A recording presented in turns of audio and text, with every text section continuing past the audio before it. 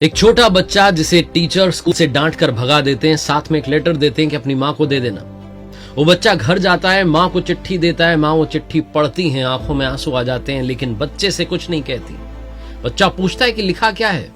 माँ कहती है इसमें लिखा है कि आपका बच्चा बहुत होनहार है, होशियार है, ये हमारे स्कूल में पढ़ने लायक नहीं है, इसे तो आप घर पर ही शिक्षा दीजिए, इसे और आगे बढ़ाइए। माँ अपने बच्चे को मोटिवेट करती है, बच्चा आगे चल करके बहुत बड़ा वैज्ञानिक बनता है।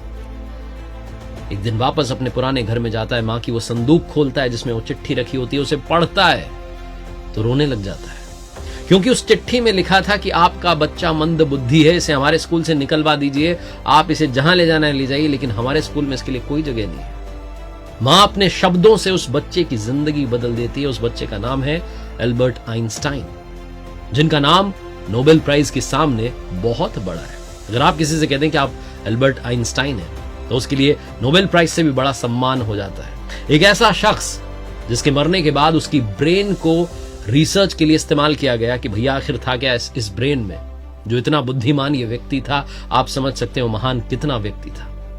तो आइए उस महान शख्सियत के बारे में बात करते हैं। स्वागत है आपका, मेरा नाम है आरजे कार्तिक, आप देख रहे हैं लर्निंग सीरीज सीखोगे नहीं तो जीतोगे कैसे, 5 लर्निंग्स फ्रॉम एल्बर्ट आइंस्टाइन। सबसे पहली और सबसे बड़ी बात जो एल्बर्ट आइंस्टाइन की लाइफ हमें सिखाती है, curiosity is the way of new city.